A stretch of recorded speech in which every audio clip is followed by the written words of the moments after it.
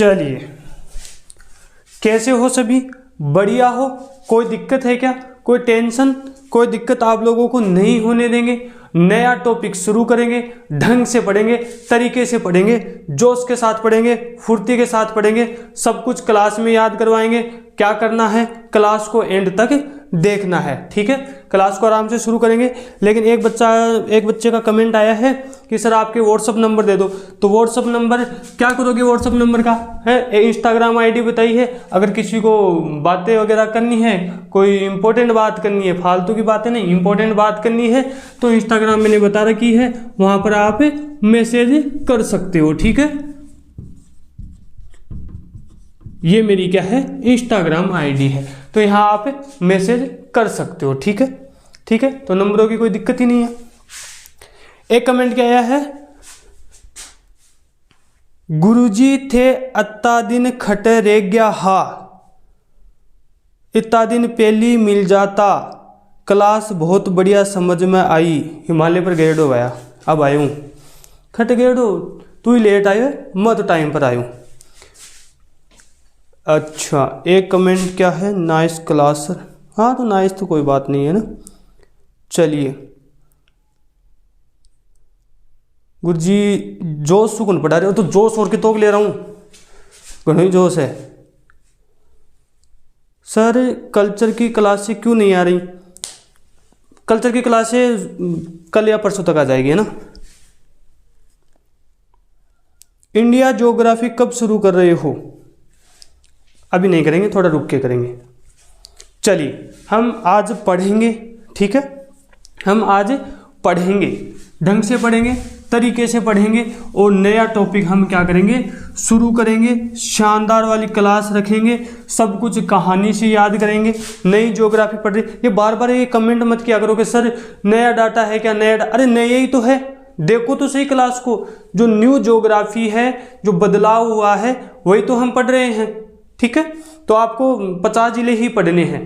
33 वाली जो ज्योग्राफी है, 33 जिलों वाली, वो नहीं पढ़नी, 50 जिलों वाली पढ़नी है। 53 जिले भी नहीं हुए, वो 3 जिले नहीं बनेंगे।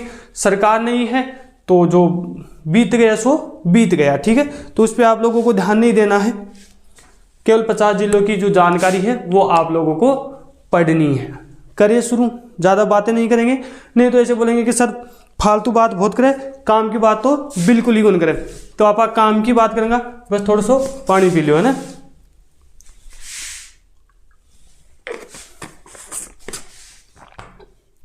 चलिए, चले क्या? बिल्कुल कमर सीधी एकदम, अटेंशन होके बैठ जाओ, कॉपी ले लो, पेन ले लो, साथ साथ नोट्स बनाते हुए चलो, साथ साथ समझते हुए चलो। कौन सा टॉपिक हमने पढ़ा था इससे पहले? राजस्थान की कृषि। मुझे लगता है समझ में आ गई होगी राजस्थान की कृषि। बस नोट्स ढंग से बनाना है। अगर किसी को और नोट्स चाहिए तो मुझे इंस्टाग्राम पे मैसेज कर देना, मैं और टेलीग्राम से जुड़ जाना, मैं टेलीग्राम पे PDF नोट्स जो भी है वो आपको सेंड कर दूंगा, ठीक है? ठीक है कि कोई दिक्कत? चले आगे, चल आगे। हाँ गुरुजी चलो, बहुत बढ़िया बात है। राजस्थान का भूगोल हम पढ़ रहे हैं, नया टॉपिक हम पढ़ेंगे। नया टॉपिक क्या पढ़ेंगे? हाँ बिल्कुल, राजस्थान के अभ्यारण्य। कि गुरुजी अभ्यारण्य क्यों है? लो तो थे तो बोला मन वेरो। जैव विविधता क्या पढ़ेंगे हम? जैव विविधता। क्या पढ़ेंगे हम? अभ्यारण्य। क्या पढ़ेंगे? अभ्यारण्य और जैव विविधता। का गुरुजी अभ्यारण्य और जैव विविधता क्या होते हैं? हमें तो पता ही नहीं। तो सीधी सी बात है, ऐसा क्षेत्र जहां पादपों के साथ साथ विभिन्न जीव जंतु रहते हैं, वही क्या है? अभ्यारण्य कहलाता है, ठीक है? जैव विविधता मतलब जीवों की विभिन्न प्रकार के जीव जंतु हो, विभिन्न प्रकार के पेड़ पौधे हो, वही अभ्यारण्य कहलाता है। बताओ कोई दिक्कत? अब कोई जंगल है, अभी यहाँ जंगल या नहीं कि भाई 1 बीघा में फैलेड़ो, बोलो फैलेड़ो, बहुत दूर दूर है ना, हजारों बीघा सैकड़ों बीघा में फैलेड़ो है, वो अभ्यारण्य है, ठीक है? ठीक है, आगे और पढ़ेंगे तो समझ जाओगे, ठीक है? चल आगे, ठीक है। अब इसको समझने के लिए क्या होता है, जैव विविधता की दो विधियां है। जैव विविधता की कितनी विधियां है, दो विधियां है, एक स्वस्थानीय एक परिस्थानीय। स्वस्थानीय परिस्थानीय, स्वस्थानीय परिस्थानीय। स्वस्थानीय में क्या होता है, प्राकृतिक संरक्षण दिया जाता है या प्राकृतिक क्षेत्र में संरक्षण दिया जाता है। नहीं समझे, कौन समझो थे मन बेरो, कौन समझो, मैं बैठूं मैं थाने समझाशू, मैं थाने समझाशू। एक बार सामन ध्यान दो, दे सामन बिल्कुल ध्यान दो, ठीक है। एक होता है स्वस्थानीय, क्या होता है स्वस्थानीय। एक क्या होता है परिस्थानीय, क्या होता है परिस्थानीय, क्या होता है स्वस्थानीय और परिस्थानीय। स्वस्थानीय में क्या आता है, अभ्यारण्य, ठीक है, अभ्यारण्य। और एक मिनट है ना, तू पहली हाल, ठीक है। अभ्यारण्य, स्वस्थानीय क्या है, अभ्यारण्य, ठीक है। और इसके अलावा क्या आएगा अभ्यारण्य, स्वस्थानीय में राष्ट्रीय उद्यान, क्या आएगा टाबरो, राष्ट्रीय उद्यान, ठीक है। परिस्थानीय, परिस्थानीय में आएगा, इसको मैं बोलता हूं कृत्रिम आवास, क्या बोलती हूँ इनमें बोलती हूँ कृत्रिम आवास। कृत्रिम मतलब निर्माण करना, ठीक है, मनुष्य द्वारा निर्माण करना, वो कृत्रिम होता है। तो कृत्रिम आवास कहाँ दोगे आप जीव जंतुओं को, कहाँ दोगे, चिड़ियाघर। चिड़ियाघर तो सब जानते हैं, वो क्या होता है कृत्रिम आवास होता है, उसे हम परिस्थानीय कहते हैं, ठीक है। तो चिड़ियाघर तो सब देखा है। और आजकल थाने ज्यादातर चिड़ियाघर में चिड़ी कागला ही थाने ला देगा, चिड़ी तो गुना दे कागला मोरिया यही थाने ला देगा। अभ्यारण्य राष्ट्रीय उद्यान, ये इंपॉर्टेंट है, ठीक है, ये तो इंपॉर्टेंट नहीं है इतना। इंपॉर्टेंट क्या है, राष्ट्रीय उद्यान और अभ्यारण्य, इनको हम क्या पढ़ेंगे, डिटेल से पढ़ेंगे। इनको हम क्या पढ़ेंगे, डिटेल से पढ़ेंगे। पढ़े क्या टावरो, पढ़ो बिल्कुल सर। क्या है राष्ट्रीय उद्यान, राष्ट्रीय उद्यान क्या है, केंद्र सरकार के अधीन आता है, केंद्र सरकार के अधीन कौन आवा है। यानी कि राष्ट्रीय उद्यान में अगर कोई बदलाव करना है, ठीक है, राष्ट्रीय उद्यान को बेचना है, खरीदना है, वो किसके अधीन, केंद्र सरकार के। अभ्यारण्य राज्य सरकार के अधीन, राज्य सरकार के अधीन, ठीक है। अब क्या होता है, मान लो प्राकृतिक आपदा आ जाए, तो प्राकृतिक आपदा में किसको तो बेचा जाएगा और किसको नहीं बेचा जाएगा। तो अभ्यारण्य को प्राकृतिक आपदा में बेचा जा सकता है, प्राकृतिक आपदा में बेचा जा सकता है, बेचा जा सकता है। बताओ कोई दिक्कत है कि थे प्राकृतिक आपदा की थारकन कोई जीव जंतु थे बेच दिया, ठीक है, जीव जंतु तो थे बेच दिया, लेकिन इतनी प्राकृतिक आपदा आ जाए थे जंगल में नील गाय ने बेच रहा जो तो जूता पड़ेगा थारे। राष्ट्रीय उद्यान केंद्र सरकार के अधीन है और प्राकृतिक आपदा में नहीं बेचा जा सकता, राष्ट्रीय उद्यान को आप लोग नहीं बेच सकते, ठीक है, ठीक है। समझ में आया, यहां तक समझ में आया क्या, यहां तक समझ में आया क्या, नोट कर लो फटाफट, मोबाइल आ गयो, चलिए नोट करो इसको।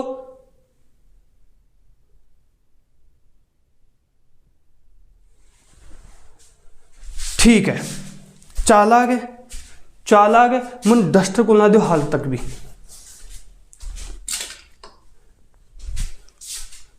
समझ में आ गयोगे, समझ में आयो नहीं, आ गयो ने बस। तो फिर हाँ गुरुजी मन बहुत बढ़िया समझ में आए थे, अब आगे पढ़ाओ, क्या पढ़ा रहे हो, ठीक है। चलिए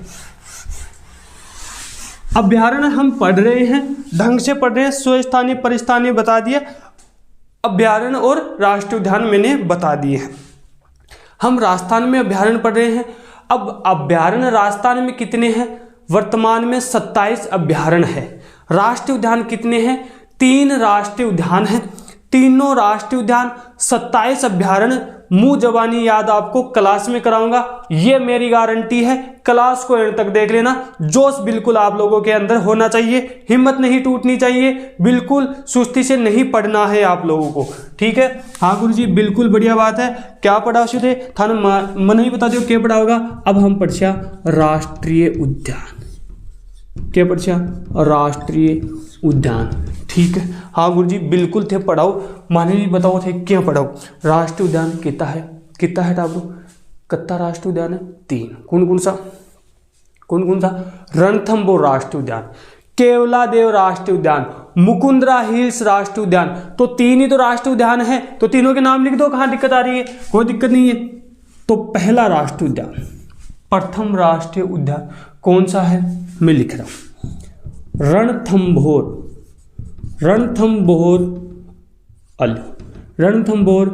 राष्ट्रीय उद्यान, रणथंभौर राष्ट्रीय उद्यान, ठीक है। दूसरा के नाम है तो केवलादेव राष्ट्रीय उद्यान, केवलादेव राष्ट्रीय उद्यान, ठीक है। तीसरों के है, अच्छा आगे दिखोगे नहीं तो मैं इसको ऐसे लिख देता हूं, ये लो केवलादेव राष्ट्रीय उद्यान, ठीक है। नंबर तीसरा पर कौन सा है, मुकुंदरा हिल्स राष्ट्रीय उद्यान। कौन सो, मुकुंदरा हिल्स राष्ट्रीय उद्यान, ठीक है कि बढ़िया है कि बढ़िया,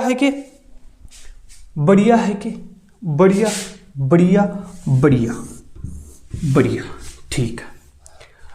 अब गुरुजी काम की बात करो, आ तो होगी बोली फालतू बात। अब आ जाओ काम की बात। कोई भी राष्ट्रीय उद्यान बनता है तो वो उससे पहले अभ्यारण्य होता है।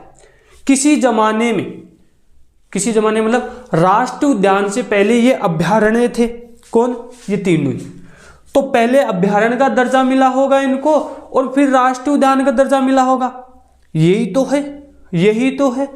तो मैं लिखा रहा हूं, केवल सुनो ध्यान से, फिर बाद में नोट कर लेना। तो रणथंभौर जो राष्ट्रीय उद्यान है तो इसको अभ्यारण्य का दर्जा कद मिलो का गुरुजी 1955 में अभ्यारण्य को दर्जो मिलो किने, रणथंभौर ने, ठीक है। तो इसको दर्जा का मिला और इसको दर्जा का मिला, किसका दर्जा, अभ्यारण्य का दर्जा, ठीक है। तो दर्जा मिला 1956, इसको कब मिला 1955। बताओ कोई दिक्कत है कि, बस 3 राष्ट्रीय उद्यान है। राष्ट्रीय उद्यान कितने हैं, 3 राष्ट्रीय उद्यान है, रणथंभौर राष्ट्रीय उद्यान, केवलादेव राष्ट्रीय उद्यान और मुकुंदरा हिल्स राष्ट्रीय उद्यान। अभ्यारण्य का दर्जा 1955, 1955, ठीक है। गुरुजी थोड़ा मोटा लिखो, कितना मोटा लिखो, ये लिखोगे दर्जा, ये लिखोगे, डोबा फूट गया, थोड़ा सा, मतलब इतने छोटे भी नहीं लिख रहा हमें, है ना, जितना आप बता रहे हो, ठीक है। चलिए फिर भी मैं बड़े लिखता हूं। चल आगे। तो बताओ क्या गुरुजी, अभ्यारण्य को दर्जो तो आज मिल गयो, तो राष्ट्रीय उद्यान को दर्जो कद मिलो, वो भी बता। बिल्कुल हम वो भी आप लोगों को बताएंगे। 80 81 12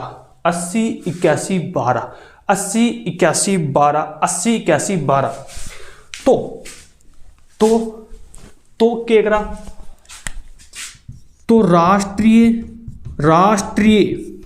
उद्यान का दर्जा का गुरुजी, राष्ट्रीय उद्यान का दर्जा कब मिला, 1980, 1981, 2012, 2004 है,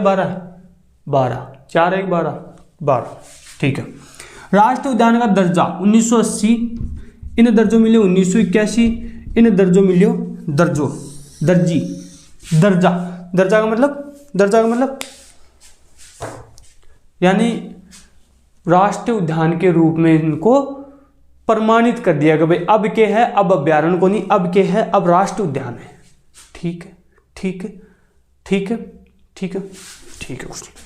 काम की बात आगे है, ये काम की बात है, इंपॉर्टेंट है, सभी एग्जामों के लिए इंपॉर्टेंट है।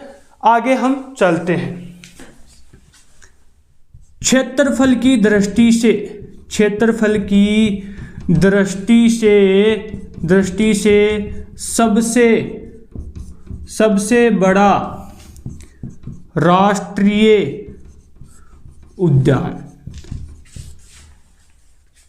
बाग बोल सकते हो ना, बाग, उद्यान, बाग, ठीक है, जंगल, ठीक है। क्षेत्रफल की दृष्टि से सबसे बड़ा राष्ट्रीय उद्यान है, कौन सो है? रणथंभौर राष्ट्रीय उद्यान है। तो क्या गुरुजी सबसे बड़ा राष्ट्रीय उद्यान ये है, तो फिर सबसे छोटा राष्ट्रीय उद्यान कौन सा है? बड़ा है तो फिर छोटा भी होगा। तो कहा बिल्कुल, तो सबसे छोटा राष्ट्रीय उद्यान कौन सा है? ओ भाई 3 ही तो राष्ट्रीय उद्यान है, तो या तो ये होगा या ये होगा। तो गुरुजी याद क्या करा कि बड्डो तो याद कर लिया, रणथंभौर, रणथंभौर, तो रणथंभौर बड़ा नाम है, तो सबसे बड़ा राष्ट्रीय उद्यान ये हो गया।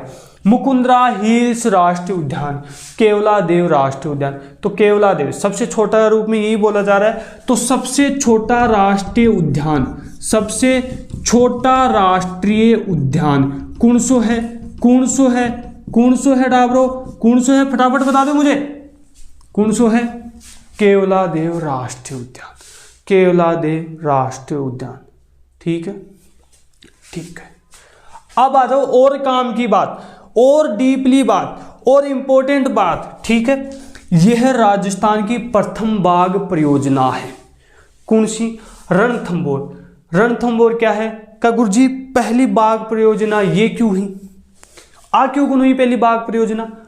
मैं रिवीजन कराऊंगा ना, मैं रिवीजन भी कराऊंगा, वापस समझाऊंगा अगर समझ में नहीं आ रहा है। प्रश्न ये है, राजस्थान की प्रथम बाघ परियोजना रणथंभौर राष्ट्रीय उद्यान, ठीक है। क्यों है? क्योंकि राजस्थान का प्रथम राष्ट्रीय उद्यान कौन सा है? रणथंभौर राष्ट्रीय उद्यान। दूसरा राष्ट्रीय उद्यान कौन सा है? केवलादेव राष्ट्रीय उद्यान। राजस्थान का तीसरा राष्ट्रीय उद्यान कौन सा है? मुकुंदरा हिल्स राष्ट्रीय उद्यान। तो ये मैंने क्रम से लिखा है। अब एग्जाम में पूछ ले, निम्न में से राजस्थान का तीसरा राष्ट्रीय उद्यान कौन सा है? तो तीसरा है तो 3 नंबर पे लिख दिया मैंने, मुकुंदरा हिल्स राष्ट्रीय उद्यान।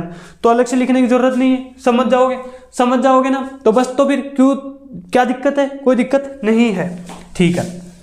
राजस्थान की प्रथम बाघ परियोजना, आगे लिखो, राजस्थान की प्रथम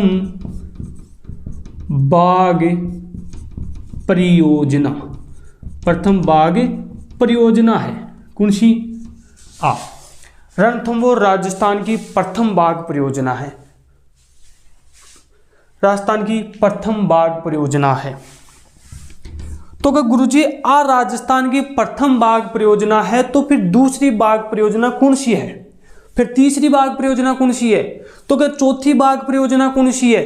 वो सारी कौन सी सारी बताऊंगा, सारी ही बताऊंगा। राजस्थान की प्रथम बाघ परियोजना रणथंभौर राष्ट्रीय उद्यान है। कब आई ये परियोजना? 1973 में आई।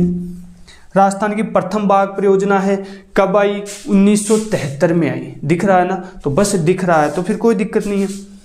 तो पूछेगा गुरुजी राजस्थान की दूसरी बाघ परियोजना कौन सी है? मैं यहां लिख रहा हूं, राजस्थान की सेकंड बाघ परियोजना, ठीक है, यहां लिख रहा हूं मैं राजस्थान की थर्ड बाघ, चलो थर्ड तो यहां आ जाएगा, कोई दिक्कत नहीं। तो राजस्थान की सेकंड बाघ परियोजना है सरिस्का अभ्यारण्य, सरिस्का अभ्यारण्य, सरिस्का अभ्यारण्य, सरिस्का अभ्यारण्य 1978। राजस्थान की सेकंड बाघ परियोजना है सरिस्का अभ्यारण्य, सरिस्का अभ्यारण्य 1973, 1973। तो ये प्रथम हो गई, ये सेकंड हो गई, तो फिर तीसरी कौन सी है? बाघ परियोजना, मतलब वहां बाघ है, ठीक है, इसलिए बाघ परियोजना। तो क्या गुरुजी राजस्थान की तीसरी बाघ परियोजना, राजस्थान की थर्ड बाघ परियोजना का गुरुजी थर्ड बाघ परियोजना है, तो फिर चौथी बाघ परियोजना कौन सी है? चौथी बाघ परियोजना कौन सी है? चौथी बाघ परियोजना कौन सी है? चौथी बाघ परियोजना कौन सी है?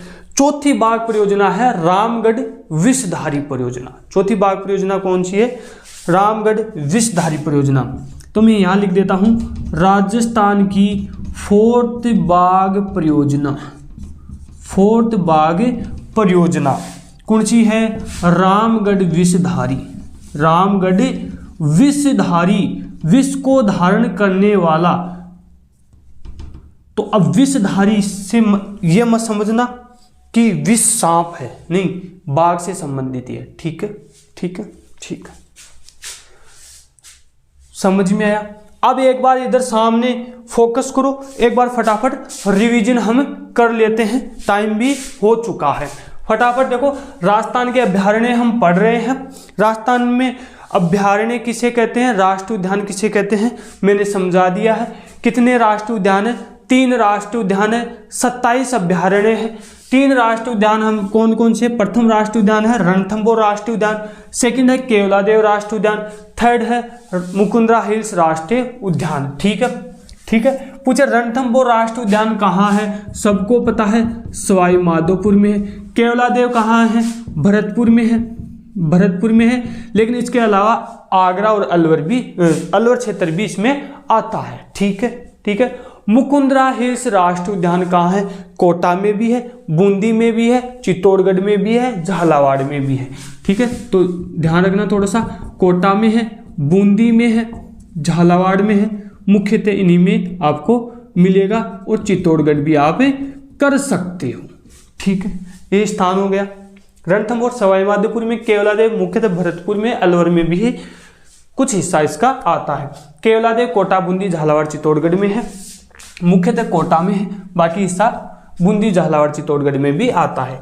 अभ्यारण्य का दर्जा 1955 में रणथंभौर को, 56 में केवलादेव और मुकुंदरा हिल्स को 55 में। तो 55, 56, 55, 55, 56, 55, 55, 56, 55, 80, 81, 12, 80, 81, 2012। राष्ट्रीय उद्यान का दर्जा 80 में, 81 में, 12 में। क्षेत्रफल की दृष्टि से सबसे बड़ा राष्ट्रीय उद्यान रणथंभौर राष्ट्रीय उद्यान है। क्षेत्रफल की दृष्टि से सबसे छोटा राष्ट्रीय उद्यान, ये ध्यान रखना, क्षेत्रफल की दृष्टि से बता रहा हूं, क्षेत्रफल की दृष्टि से सबसे छोटा राष्ट्रीय उद्यान है केवलादेव राष्ट्रीय उद्यान। ठीक है। राजस्थान की थर्ड बाघ परियोजना है कौन सी? अच्छा, थर्ड बाघ परियोजना 2013 है, ध्यान रखना। तो थर्ड बाघ परियोजना है मुकुंदरा हिल्स राष्ट्रीय उद्यान। सेकंड बाघ परियोजना है सरिस्का अभ्यारण्य। ये सरिस्का अभ्यारण्य हम अभ्यारण्यों में पढ़ेंगे, तो 1973 ये है। राजस्थान की प्रथम बाघ परियोजना 1973 राष्ट्रीय उद्यान है। ठीक है, ठीक है। अच्छा, एक मिनट, सरिस्का अभ्यारण्य 1978।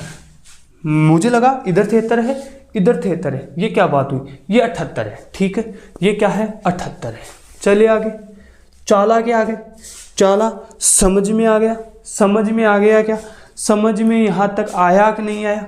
तो बस, तो फिर यही तो है, यही तो राष्ट्रीय उद्यान है। समझ में आया? समझ में आया क्या? करो फिर इनको नोट।